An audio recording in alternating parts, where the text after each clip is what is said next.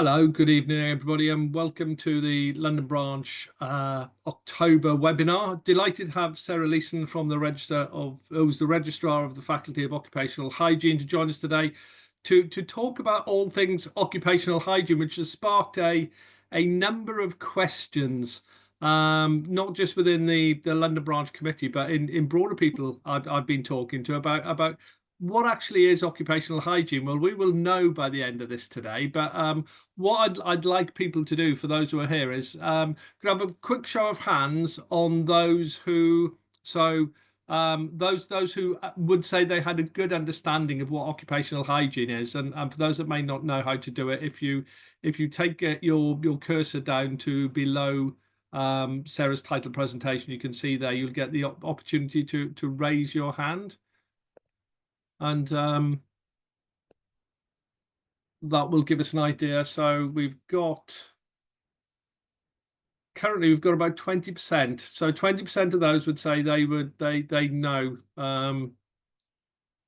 what occupational hygiene is. And just to add that, I'm guessing this is going to be less in terms of numbers, but those people who are occupational hygienists, do we have any in the audience today? And again, if you could just raise your hand, that would be really fantastic. And we have one, Sarah. So you nearly had carte blanche there with regards to what you're going to talk to us about. So there's a little bit of background there. Hopefully there'll be a greater many show of hands when Sarah's finished the presentation. And please, if you have any questions, put them in the Q&A. Likewise, if you drop your cursor down to the below Sarah's presentation, you will see there's a number of options there. One of them about 2/3 of the way along on my bar is Q&A. Please pop your questions in there and we'll endeavour to answer them all at the end. So welcome, and Sarah, over to you. Thank you for that introduction, Greg. So good evening, everyone. Thank you for dialing in this Wednesday evening. So yes, for those of you who don't really know what occupational hygiene is, hopefully you'll find this presentation interesting, and even those of you who do know or think you know something about occupational hygiene, so hopefully you'll also learn something new this evening. So preventing worker ill health, that is what occupational hygiene is all about. But just a brief introduction for myself. I hold the diploma in occupational hygiene, and I'm a chartered fellow of the Faculty of Occupational Hygiene. I'll be talking more about BOHS and the Faculty of Occupational Hygiene towards the end of the presentation. I think we've also agreed if people do have any questions, and questions are always welcomed, we'll address those at the end of the presentation. So as Greg said, I'm the Registrar for the Faculty of Occupational Hygiene, and I've held that position since 2019. My original degree was in chemistry. I then followed the BOHS professional development route into occupational hygiene, achieving, first of all, the Certificate of Operational Competence in Occupational Hygiene, and then subsequently the Diploma of Professional Competence in Occupational Hygiene. I also then did a distance learning MSc from Portsmouth University. And if anyone's interested, I've got a LinkedIn profile. So what is occupational hygiene? This is a nice schematic of the key elements of occupational hygiene as a discipline. Anticipation and recognition of health hazards in the workplace. So that's all about identifying existing health hazards which may be in the workplace, and also understanding how those health hazards affect the body. But it's also identifying and thinking ahead of likely hazards prior to the start of new operations. So my background's in the oil and gas industry, so I was often involved with the construction of new operations, and as the project phase, we'd be looking at what are the likely hazards likely to come along with that project, and then look at engineering them out. So evaluation is all about once you've identified the health hazard, what is the effect on the body?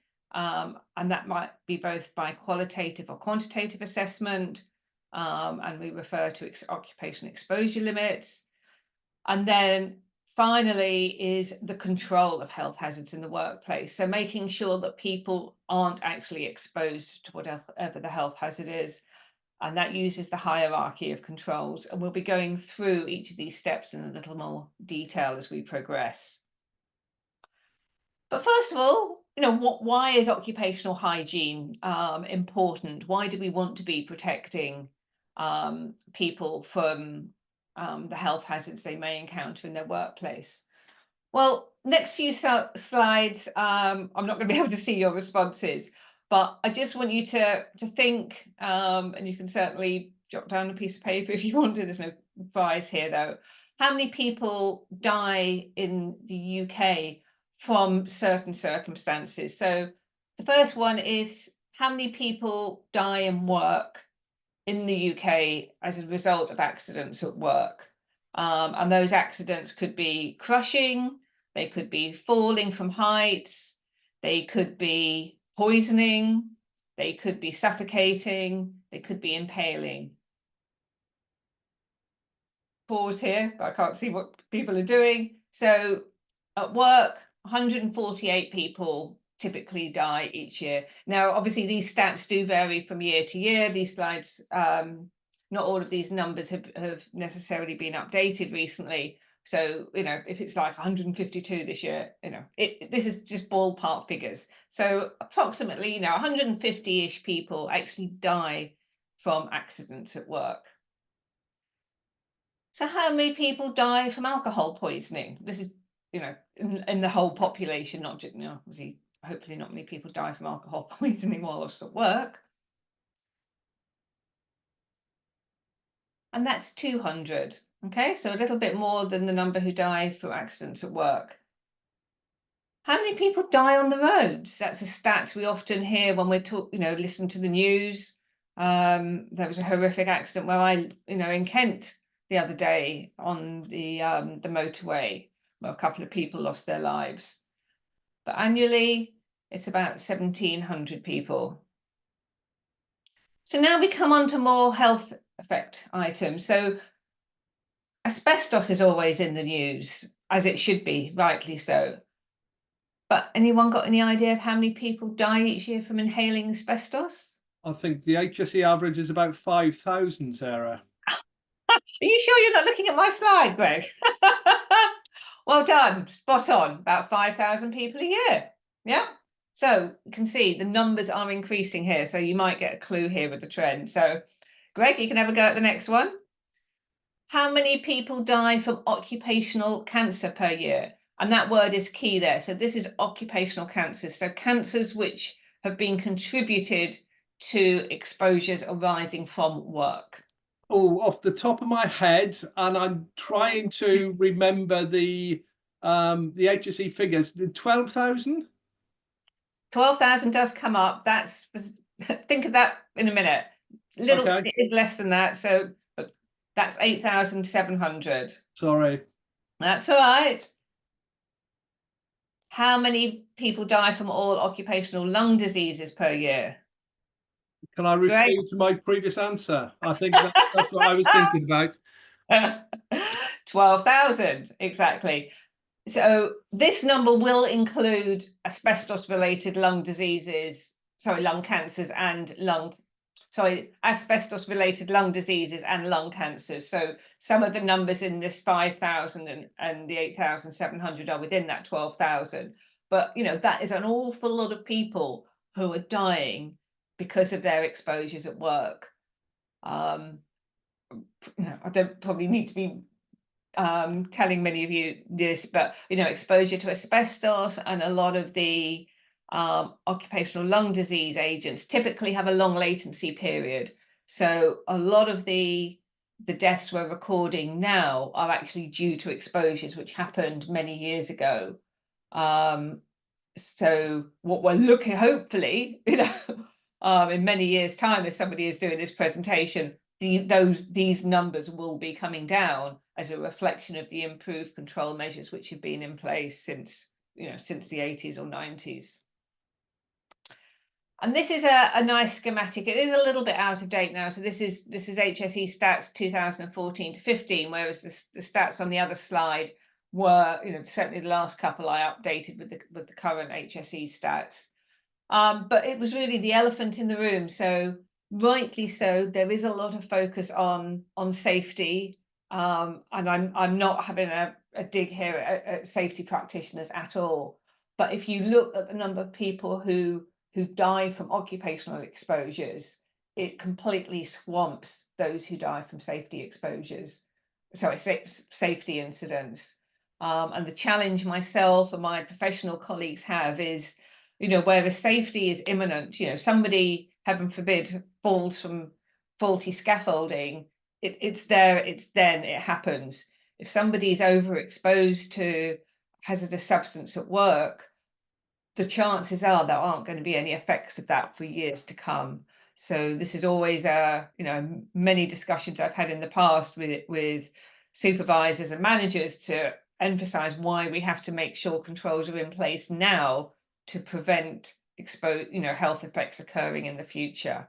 But as I said, the stats maybe need to be updated a little bit with the numbers, but the general feel of that picture will not have changed.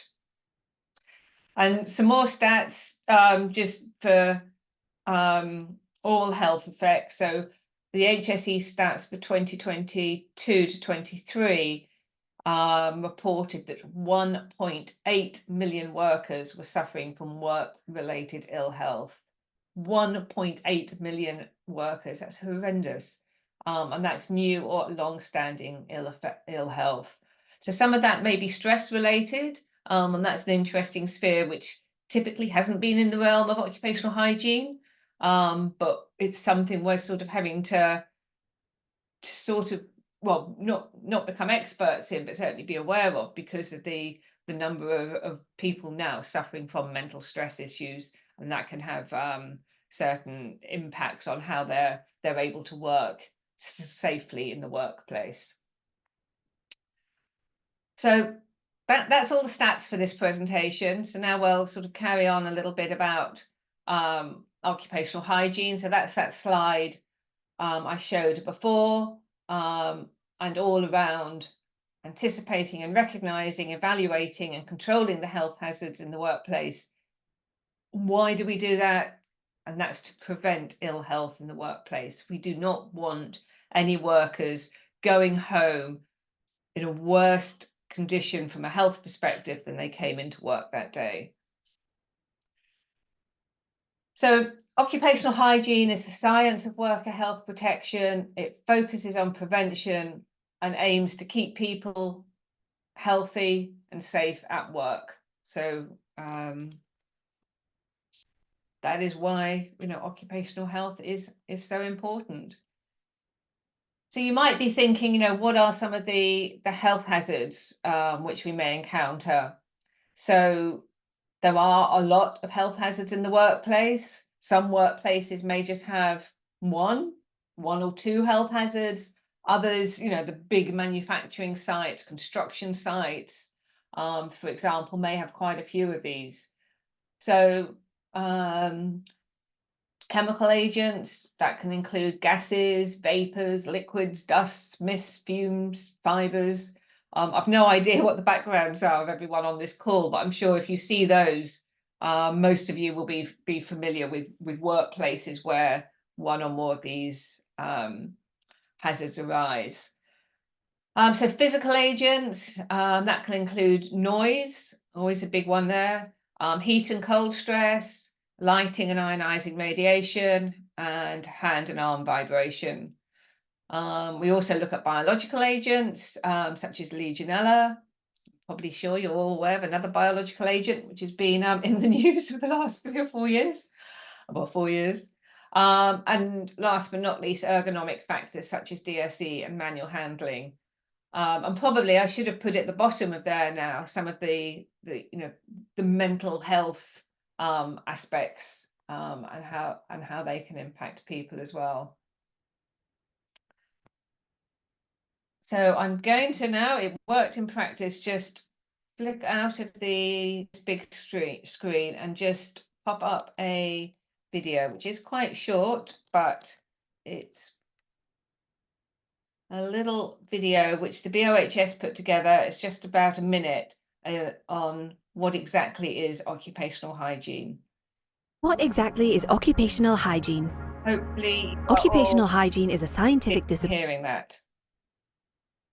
Oops, I might have to just press the pause button, did I? Yes, sorry. That is all about people. It is about protecting them and keeping them healthy and safe at work, no matter what they do. There are a wide range of health hazards that can arise from exposures at work. For example, the hazard could be toxic substances, fumes and mists, vapours or dust. It could be a physical hazard such as noise, vibration, radiation. Or it could be human factors and ergonomics, such as manual handling, stress, repetitive movement. Or other hazards such as thermal comfort, confined spaces, biological hazards. Occupational hygienists help employers and employees to understand risks and to minimise them. Occupational hygiene involves the recognition of hazards, and most importantly, how to control the risk to health. It is where science and engineering meets the human element of the workplace. Occupational hygiene matters to employers, to employees, to the public, and to you in your workplace.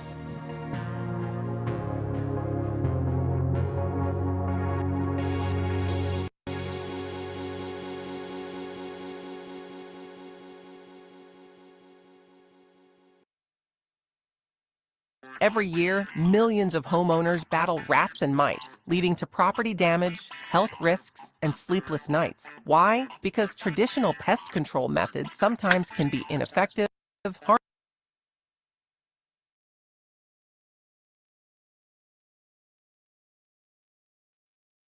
All right, so hopefully you'll now be back on full screen. Hopefully. You are, yes. Perfect, thank you. Right. That was the video. So that was talked, good oversight on what is occupational hygiene, and we'll just come back to a couple of those points in a few more, bit more detail. So we've talked about anticipating and recognizing the health hazards and some examples of those. So then how do we evaluate if we think there's a risk to the worker? So the first thing is using these things, eyes. So observation, looking at the activity, and in a lot of cases, certainly in the case of noise and chemical exposures, it can be very obvious whether there is or isn't an exposure of the person. Sometimes we may then need to carry on and do a more detailed assessment, and that will take into account what the substance is, how it is being used, the quantities, and the control measures which are in place. And the assessment may either be qualitative, just from those personal observations, or professional judgment, or we may do what we call a quantitative assessment. So this is where we may actually take measurements, either personal measurements, area measurements, or static measurements, and the statics tend to be the worst case scenarios. And we compare those results with the occupational exposure limit for that particular substance. So why I'd say we do both qualitative and quantitative exposures, there can be some cases where you go into a workplace, there's dust is a good example. There's dust everywhere, clouds of dust, people sweeping up, no respirators being worn. It's pretty obvious there's an exposure issue. So unless the person definitely wants measurements, we probably wouldn't then say, well, we need to measure the exposure. We'd look at trying to do some controls first. The contrast to that is you go into a workplace, it's spotless, very, very good enclosures. Again, you may, why do you need to measure to confirm there's minimal exposures? It's the scenarios in the middle where the quantitative assessments tend to need to be carried out, where you may suspect this is exposure, but you can't really determine whether that would be above or below the exposure limit. And in some cases, people will just want measurements in order to put forward a better case if they're needing to then spend money on control measures. So any occupational hygienist will have usually come to site carrying a suitcase with different equipment in there, depending on the hazards in that workplace and what it is they've been asked to measure. So the final one there is all about control, and I talked about earlier the hierarchy of control, and I can't emphasize this enough. So there's lots of regulations which talk about hierarchy of control, and all too often, people say, oh, there's an exposure, give the person a respirator or give them hearing protection. Well, that's all well and good for that particular individual, but it's not doing anything for the people around that worker. And also then it's 100% relying on that PPE being worn properly and being effective. So the hierarchy of controls is just so important. So first and foremost, eliminate the hazard, get rid of it. In a real world, that very often can't happen. The hazard is, the substance is there for a particular purpose. Substitution does work sometimes. Can you actually substitute the hazard for something which is less hazardous? So this can happen sometimes in, for example, laboratory situations. Sometimes a very hazardous or carcinogenic solvent could be swapped out from a less hazardous solvent. Then this is probably where the key focus is put, where most emphasis and money is spent, and that's on engineering controls. So local exhaust ventilation or putting in enclosures. Again, don't know who's on the call here, whether there's anyone here who deals with engineering controls. But again, here it's very important to make sure that the ventilation, whatever it is installed correctly. Important point one, but secondly, used properly. So occupational hygienists typically won't be, experts in designing engineering controls. We would bring in the experts for that, but we do know when it's being used properly or not. And a classic example, which I used to see far too often, was in welding bays, where you have the LEV, the ducting come down, and you've got the welder here and the ducting sort of somewhere off camera on the right. And that not being used. And is that due to, well, they don't think it works properly? Is it just due to lack of education of the worker to know why they need to use the engineering controls? So this one has a lot of focus. Then there's also just admin controls. Sometimes these can work. So if all else, can you actually, while the one person doing the job all the time for 8 hours, can you split it up between different people? Not ideal, but at least, you have different people then, or each person then has a reduced amount of time with the potential for exposure. Then last but not least is the personal protective equipment. And this again is a complicated area. So gloves, how many times in the past have you seen data sheets which just say wear gloves? I'm so pleased now most data sheets aren't like that. They will say the material, nitrile gloves or butyl rubber gloves, depending on the chemical which is being used. Respiratory protective equipment, making sure the right type of filters are used. So if you're exposed, if we go back to our welding fume scenario, it's no use having a filter on which doesn't capture the welding fume. Even hearing protection, if its noise levels are very high, some cheap earplug which doesn't fit into the ear probably isn't doing a lot. How how many times have people walked around workplaces and, you know, you can see the earplug sort of falling out of the person's ear. It may be doing a little bit of good, but not an awful lot. So, oh no, there's a lot of science even behind, you know, selecting the right type of personal protective equipment if that is needed. And again, it comes down to educating the worker as to knowing when they need to wear that PPE, how to use it, and also what to do with contaminated PPE. So I'm sure hopefully a lot of you will have heard of the hierarchy of control for different aspects, but it was always useful to go through that. So we also have some new hazards which have come into eminence over the last few years. So again, I won't see anyone wants to say, Greg, if anyone's putting in the chat, can anyone identify the nice woolly molecule up in the left-hand corner? Yeah, that looks like SARS-CoV-2. I think we're getting back.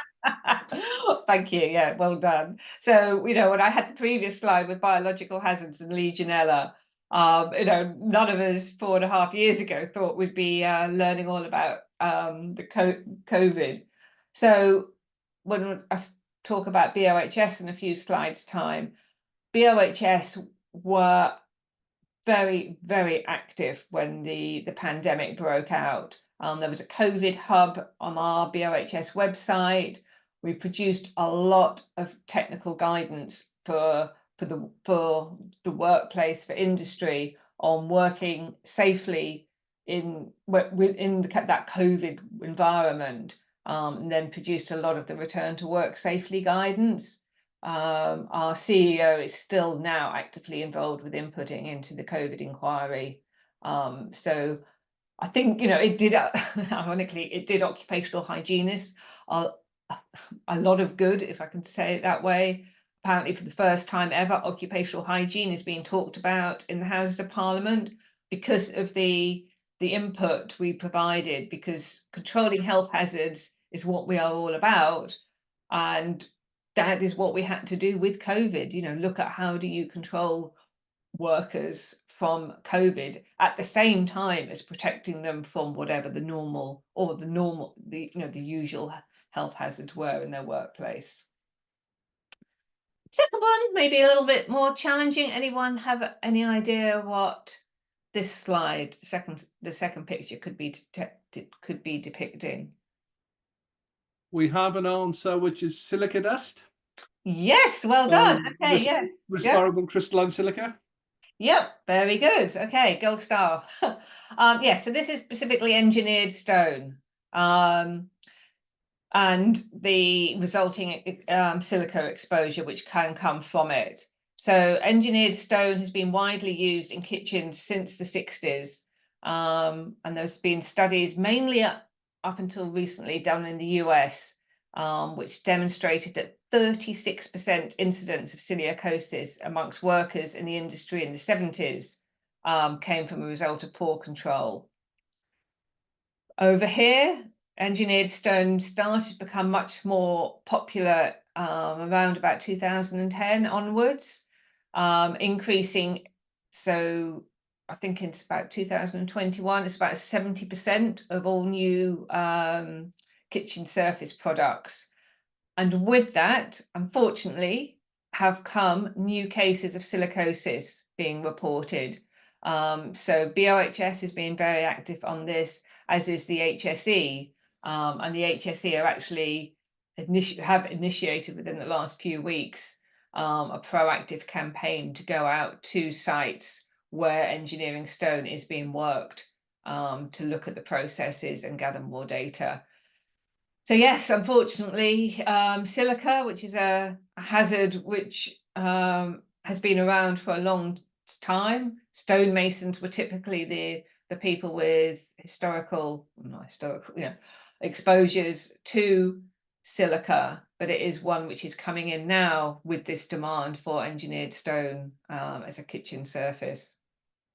So it's always, just goes to show, you think you have good awareness and sort of oversight of the main hazards out there, and these two new ones have come along in recent years. So I've been talking about occupational hygiene, but I'm sure many of you will have also heard of occupational health. So just wanted to clarify here sort of the difference between the two. So occupational health is the term used for managing the effect of work on the health of individual employees.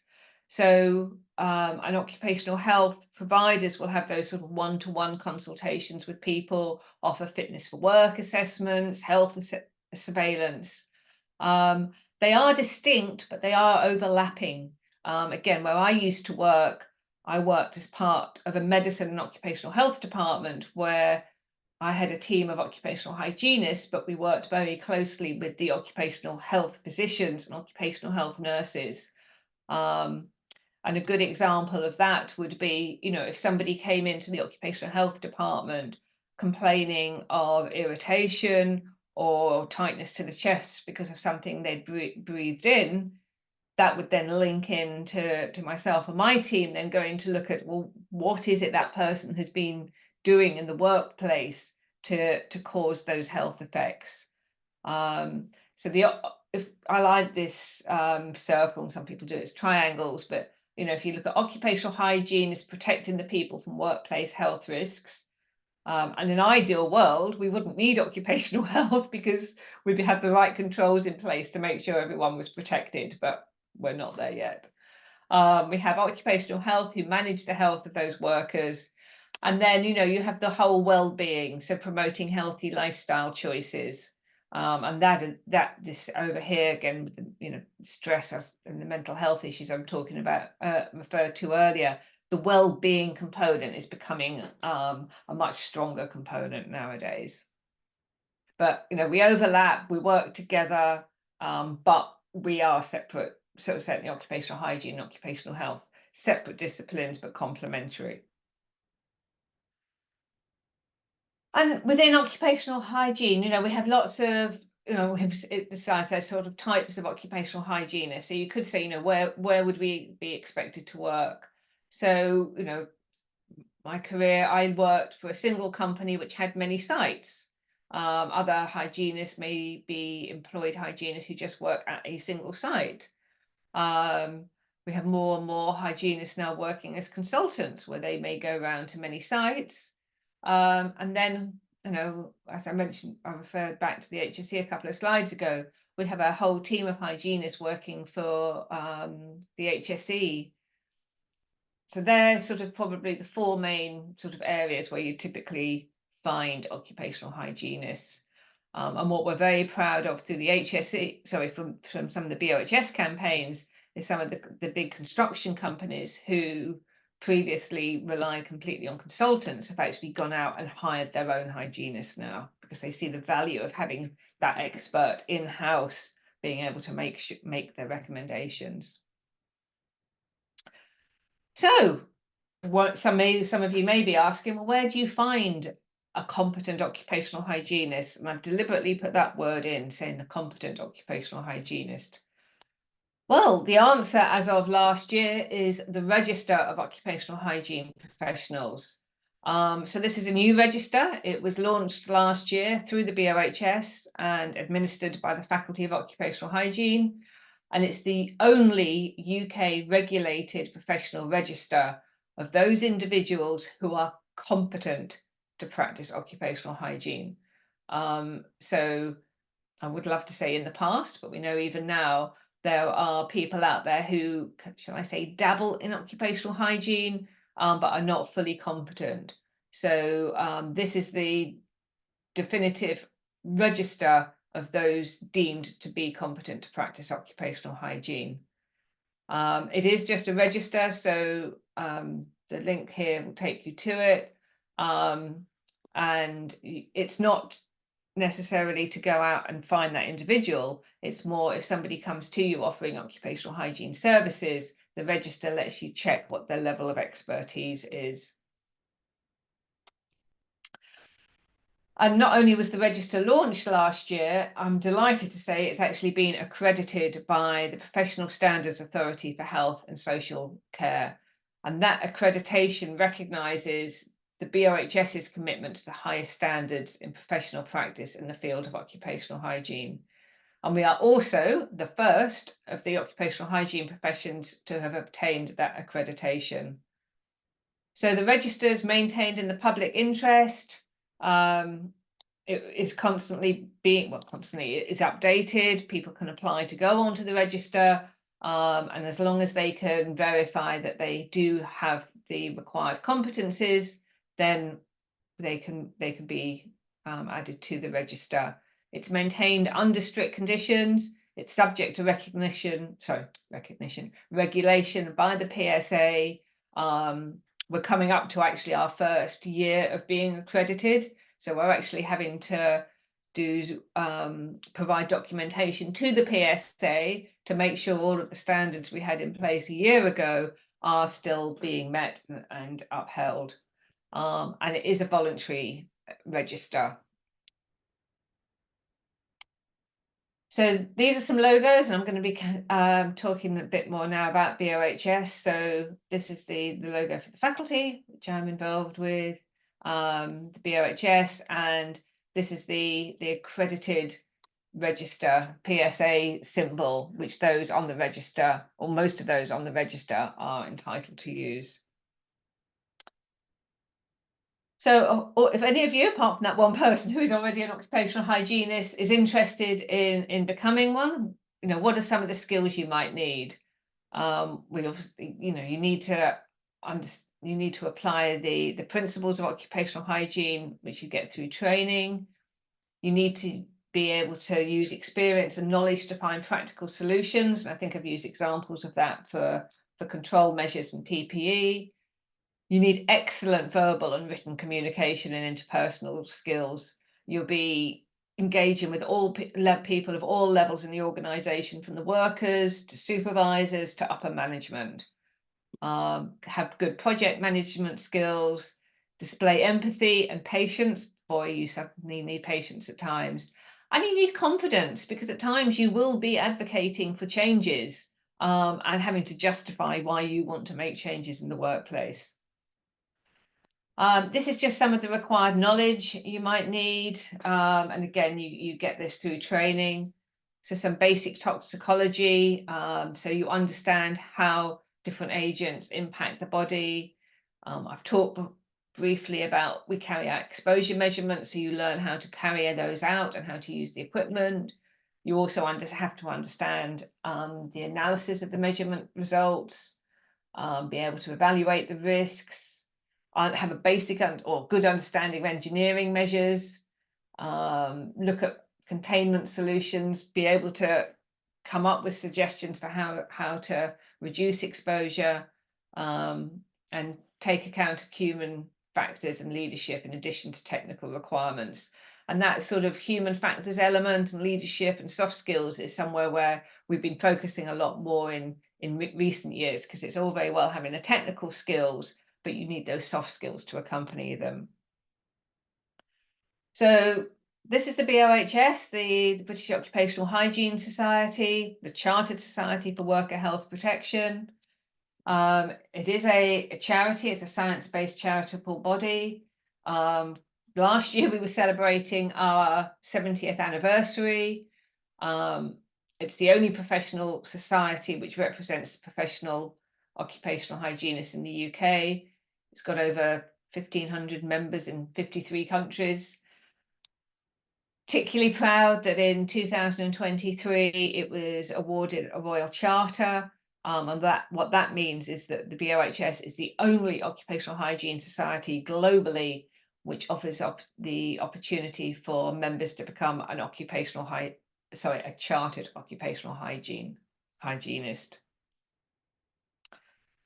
I'm just conscious of time here, so I'll probably just whiz through some of these slides a little bit quickly. All of this information is available on the BOHS website. So the aims of the society are to eliminate harmful exposures, promote safe and effective substitutes for existing hazards, And at the end of the day, we want to ensure that all people in all working environments have the right protection at the right time. So what we do is membership, and anyone with an interest in occupational hygiene or worker health protection can join the BOHS. So we have members from a wide range of disciplines. Within the BOHS sits the Faculty of Occupational Hygiene, and that is we have two faculties, apologies here. We have the Faculty of Occupational Hygiene, and we also have the Faculty of Asbestos Assessment and Management. So they are for professionals in those fields. Oops. And we have a qualification route. I'm not going to be going through that this afternoon, but all of this is available on the website if you are interested to look. We do a lot of campaigns. Again, all this material is freely available on the website. Our most prominent and successful campaigns have been Breathe Freely in construction and Breathe Freely in manufacturing, and they were both based very much on the lung diseases, which I was talking about earlier, and reducing that prevalence of lung disease. We run a whole series of conferences, webinars, and events.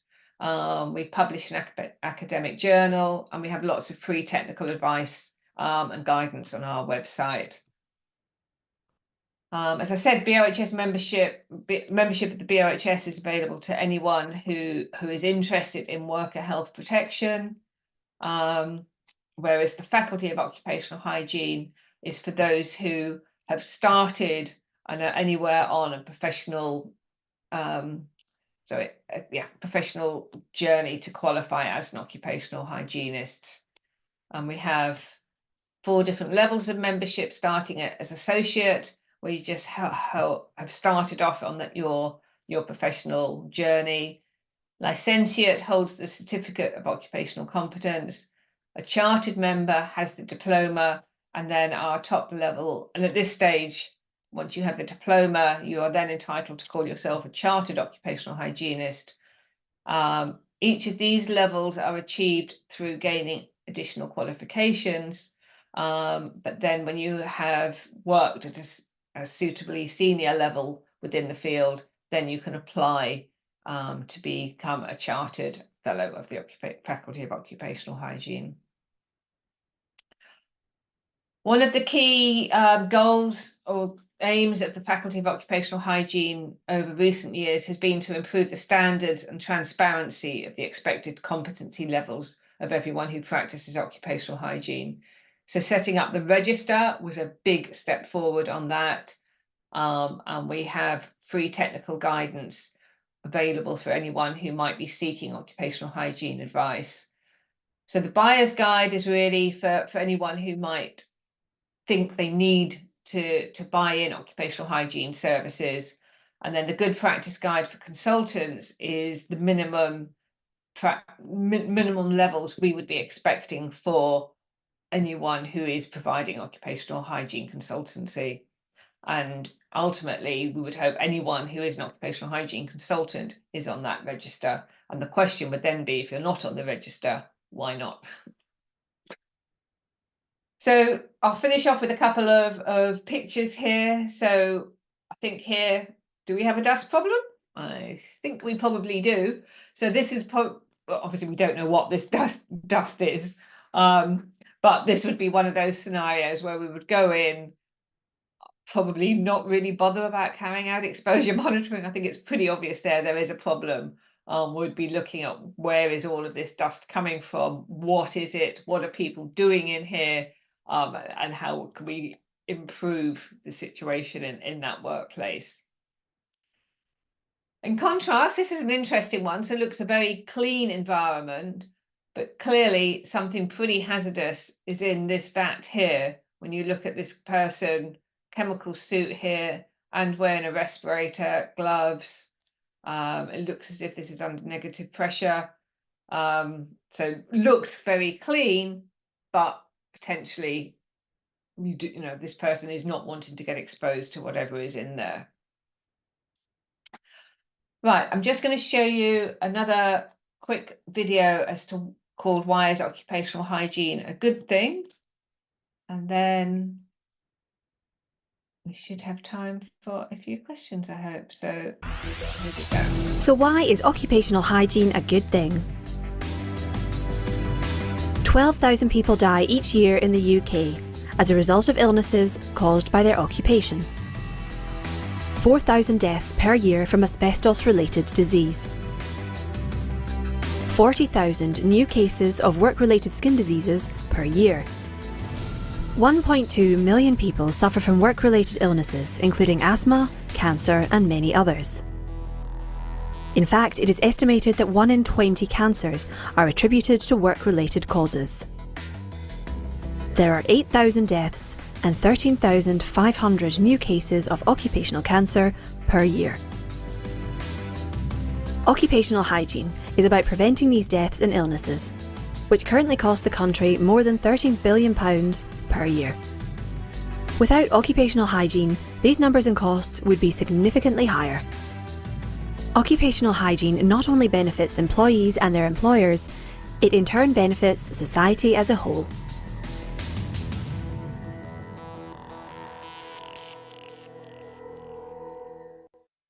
So there again, good example there, and that video is a few years old when you look at the last slide with when the stats was, but it just gives you a feel for the numbers we're talking about. So I think that is actually my, oops, nope, didn't do that.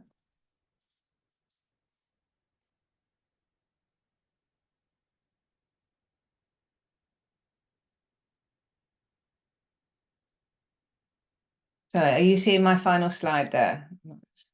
We are, yes. Yeah, okay. Yeah. So this is just a final one with some of the links for BOHS if anyone wants to, oops, sorry, take a look at the BOHS website.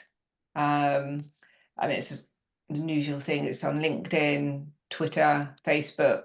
BOHS has its own YouTube channel. All the BOHS run webinars. And I was doing one actually 2 weeks ago, all about adult safeguarding. So that's something which is quite new to BOHS. But that came out of the preparation for the PSA accreditation, that they needed us to have some guidance in place for adult safeguarding. So that was included into our code of ethics, which all faculty members have to follow.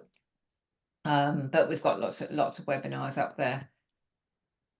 And that was it. So thank you all for listening, and I'll open the floor now. I guess Greg may come on if anyone has raised any questions.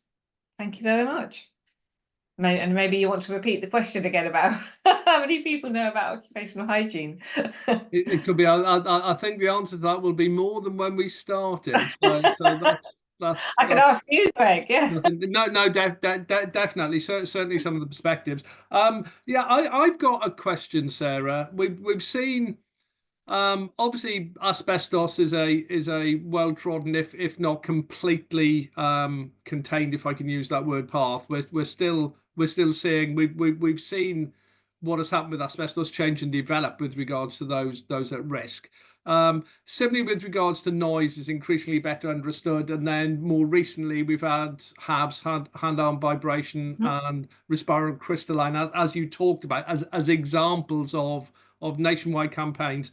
What do you see maybe coming down the line as the next thing that we need to be casting our minds to and considering as far as risk goes from an occupational health and hygiene perspective? Interesting. I think artificial intelligence isn't so much a risk, but it's something where I mean, artificial intelligence isn't new. It's been around for years, but its application is certainly changing a lot and changing very quickly now. And I think we need to embrace it, but with being clear what the boundaries are. So I think it's got a lot of use, but it's it also has a lot of restrictions. I see a lot of its use, potential uses certainly from in the medical field, when it's talking about the diagnostic side. Still exploring a little bit more about how it may fit into the workplace, and certainly from an occupational hygiene perspective. But that's certainly one which is coming up. And from a practical perspective, with some of the qualifications for, not just for occupational hygiene qualifications anyway, how are you making sure that when a student puts in their research essay, they've written it and not got some, artificial intelligence program to write it. So that is one. I've sort of touched on the mental health side of it and sort of understanding what our role is in there. And I think it's the same with a lot of safety practitioners. You're in that very, it's almost privileged position of being in the workplace, interacting with the workers. But if you then do see someone or suspect someone isn't 100%, how do you do it? Because we're not the experts to handle it, but then we need to report it, but how without that confidentiality breach? So again, that's something we're looking at, because it's becoming potentially more prevalent now.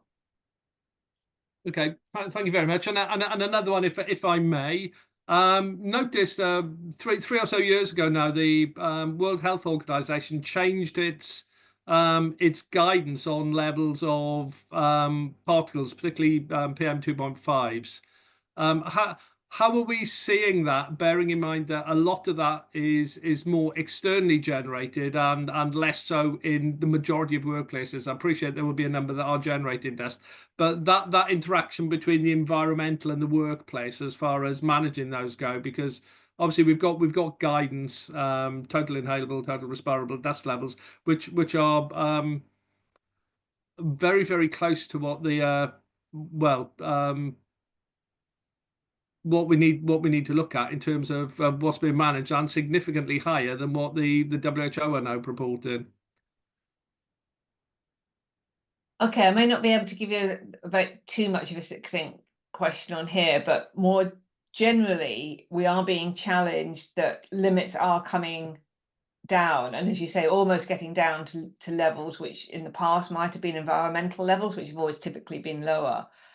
And that brings with it challenges as to how to measure to those levels. So you spoke about asbestos earlier, and I'm not going to get into that, but there was within the European Union, they're proposing different methods of measuring asbestos now, the fibres, to get down to lower levels. And we're looking at how that impacts the industry in this country. So we do have it there where the limits just keep coming down, but the oil and gas where I was involved with, we were looking at potentially reducing the exposure limit for benzene to a level where you couldn't have got down that low using the current methodology. And that's where the practical side comes into it. It's like, well, it's great to have a level which is this low, but how do you measure to it? So that probably hasn't answered your question completely, but